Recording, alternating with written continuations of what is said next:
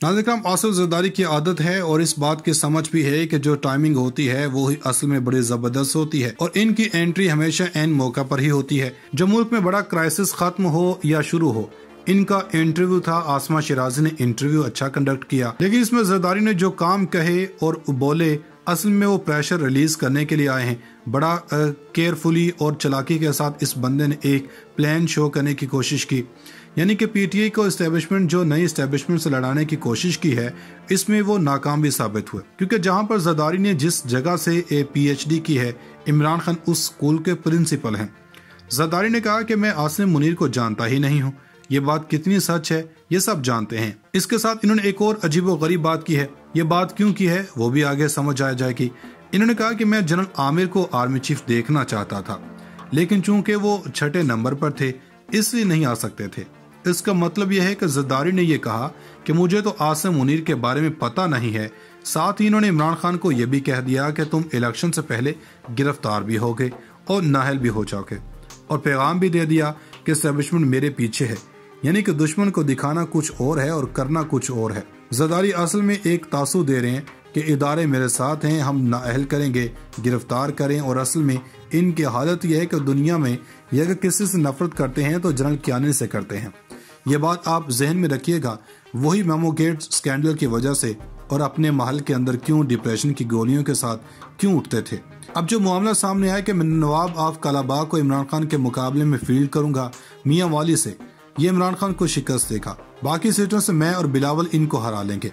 सबसे पहले आते हैं नवाब ऑफ कालाबाग के औकात यह है कि चेयरमैन के लिए पीटीआई के आम से उम्मीदवार ने शिकस्त दे दी थी। अब हालत यह है कि किसी दौर में मियां वाली पर राज करते थे। याद कीजिए 2013 में क्या मामला था। इमरान खान इलेक्शन जीते, नवाब ऑफ कालाबाग ने जितने जुल्म किए लोगों ने उतना गुस्सा निकाला था। इस बार तो इन्होंने सीट छोड़ी ही नहीं। असल में ये बंदा खड़ा करता है तो आप उम्मीद कर सकते हैं कि कम से कम 1.25 लाख वोटों से इमरान खान इसको शिकस्त देंगे, क्योंकि अब बहुत ज्यादा तादाद में लोग कप्तान के साथ हैं। मियांवाली के लोगों में इतना गुस्सा है, वहाँ की दो ही तो शख्सियत मशहूर हैं, अताउल्ला ईसा खैलवी और इमरान खान। जब इमरान खान को गोली लगी तो जो इनको गुस्सा था वो कह रहे थे कि हमारे बंदे और वो भी वज़ीर आज़म को क्यों मारा गया। अब रही बात ज़रदारी की, कभी भी जिंदगी में ये कप्तान के सामने खड़ा नहीं हो सकता। हाँ, ये हो सकता है कि ये जहां से खड़े हों तो कप्तान वहां से खड़ा हो जाए, क्योंकि इमरान खान ने पहले खड़ा हो जाना है और ये बाद में खड़े होंगे। ये कराची में इनको सपोर्ट ना होती तो कराची की सीट निकाल कर दिखा देते। अब ज़रदारी ने कहा कि हम इसको गिरफ्तार करें, नाअहल करेंगे। असल में इन्होंने जनरल बाजवा के बारे में कहा कि इसने शेर की खाल पहनी हुई थी। इन्होंने कहा कि वो शेर नहीं था, शेर की खाल पहनी थी। सबसे बड़ा ज़रदारी को एनआरओ बाजवा ने दिया था। अयान अली के केसेस को किसने ठप किया? तोशा खाने से गाड़ियों के मामले पर क्या हुआ? हर गाड़ी की चंद लाख कीमत अदा करके 4-4 गाड़ियां ली, वो भी जाली अकाउंट से पैसे दिए गए। ये सारा कुछ अयान अली, किसी पापड़ वाला, फलूदे वाला, ये सारे केसेस थे और इसमें बाजवा ने रिलीफ दिलवाया था। वो रिलीफ इस तरह से होता है कि आप इनको सहूलतें देते हो और बाद में इनको इस्तेमाल करते हैं। बाजवा ऐसा ही करता रहा है। दो चीजें जहन में रखिएगा, ज़रदारी मुफाहमत का बादशाह है। क्या औकात है करप्ट लोगों को अपना जो कुछ खाता इसमें से वो भी हिस्सा दे देता है। अब अगर इमरान खान एनआरओ दे दे, वो भी कहे कि खाओ, कौन इसके बाद हाथ लगा सकता है?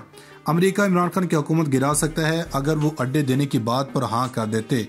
वो तो कभी भी हटाना नहीं था, सवाल ही पैदा नहीं होता कि ये लोग हटा सकते थे। ज़रदारी की मुफाहमत यह है कि फाइलों के नीचे पैसे लगा दिए जाते हैं। हर फाइल के साथ पैसा लगा देता हूँ, वो ऊपर हो जाती है। अब पाकिस्तान के अंदर कोई भी काम कर सकते हैं। ये असल में जो सूरत-ए-हाल है ये हमारे दिमागों में मीडिया ने फैलाई हुई है कि मुफाहमत का बादशाह है, पीछे बैठकर असल में डील करता है। ज़रदारी सब की जानता है। हर इंसान की कीमत होती है, जो इसकी कीमत होती है वो इस पर खरीद लेता है। ये इसमें एक फन है। जिस तरह बेनज़ीर को समझ गया था कि बेनज़ीर को किस तरह पिटाना है। बेनज़ीर ने खुद बात की कि ज़रदारी ने जो एक फिल्म थी उसके अंदर रिंग थी, वो रिंग लाकर मुझे दी और कहा कि हॉलीवुड के अंदर वाली रिंग है, वो तुम्हारे लिए लेकर आया हूँ। फिर साथ हार्ट और फूल लेकर आया था। ये 80 की दहाई की बात है और इसने इसको इंग्लिश लेवल पर प्रपोज किया और बहुत सारी चीजें थी। बेनज़ीर कहती है कि मैं 7 दिन में कायल हो गई थी। इसकी क्वालिटी यह है कि हराम खाना और खिलाना जानता है और हराम को बचाना भी जानता है। 18वीं तरमीम के बाद कोई सेनेटर की हुकूमत लेने में इंटरेस्टेड होता, लेकिन इन्होंने काम किया कि सारा गंद शहबाज शरीफ पर आएगा। इसकी अहम तरीन स्पीकरशिप खुद ले ली, अपने बेटे को वज़ीर ख़ारजा बनाकर इंट्रोड्यूस करवा दिया। इससे पहले भुट्टो भी इंट्रोड्यूस हुआ था। वो सारा मलबा गिरा शहबाज शरीफ पर। जो भी महंगाई वगैरह का तोक है नून लीग के गले में पड़ चुका है। नाज़रीन, उधर फौज की कमान की तब्दीली के साथ बहुत कुछ बदल चुका। हमने आपको कहा था कि 29 नवंबर के बाद कई तब्दीलियां देखेंगे। मुख्तलिफ जनरल्स के तबादले भी हुए, कोर कमांडर बहावलपुर तब्दील हुए, कराची भी और पेशावर भी तब्दील हुए। ये सब कुछ हुआ, लेकिन अहम तब्दीली हुई। इस बार टीवी के ऊपर इस तरह से कोई चीज़ें नहीं हुई। जनरल आसिम मुनीर का कोई स्टेटमेंट नहीं आया, ISPR भी कोई जवाब नहीं दे रहा। अब ये फौज अपनी तरफ से बताना चाह रही है कि वो इन चीज़ों से दूर रहना चाह रही है। अब ऐसा नहीं हो सकता है कि एस्टेब्लिशमेंट और मिलिट्री ये काम करे और दूसरी जन्म से ये काम ना हो। दूसरी जन्म जाहिर सी बात है कि एक ही सियासी पावर है और इसका नाम इमरान खान है। और इमरान खान इस बारे में एस्टेब्लिशमेंट को लेकर जो मेरिट पर पॉलिसी पर होना चाहिए, यानी कि तब्दील नहीं की, बल्कि मेरिट पर जो पॉलिसी बनती है उस पॉलिसी को न सिर्फ अडॉप्ट कर लिया है, इसको मंजूर कर लिया है, बल्कि इस पॉलिसी को पाकिस्तान तहरीक इंसाफ के रहनुमाओं को भी कन्वे कर दिया है। इस वक्त अगर मिलिट्री एस्टेब्लिशमेंट कोई ऐसा काम नहीं कर रही तो इनके ऊपर कोई तनकीद भी नहीं होनी चाहिए। ये बात तो बिल्कुल जायज़ है। यानी कि आपका मसला जनरल बाजवा से हो सकता है मगर फौज से नहीं हो सकता। और तहरीक इंसाफ भी यही कहती रही है कि हमारा मसला चंद फर्द से है। अब इस बारे में बर्फ पिघली है और ये सारे जो स्टेप्स हैं वो ज़रूरी नहीं है कि वो फौज की जनाब से हों। इसके जवाब में कुछ चीज़ें हो रही हैं। PTI ने तय किया है कि जो ताल्लुकात जनरल बाजवा के हवाले से थे अब ऐसा नहीं होगा। फिलहाल आसिम मुनीर पर कोई तनकीद की जाएगी, किसी मामले पर घसीटा जाएगा, ना किसी हवाले से मुर्द इल्ज़ाम भी इन्हें ठहराया जाएगा। अगर इनका कोई रोल नहीं है, जैसे अब ये समनिया तहलील करने का मामला है, अगर इस्टेब्लिशमेंट और इदारे एक साइड पर खड़े हैं और हुकूमत और तहरीक इंसाफ का मैच है, तो क्या ये ज़रूरी है कि हर मामले के ऊपर तनकीद की जाए? ये इमरान खान की अच्छी अप्रोच है, इसका जेस्चर भी आगे जाएगा। अगर इमरान खान तनकीद नहीं करते तो जाहिर बात है कि इदारा भी अवाम की नब्ज़ को जानता है।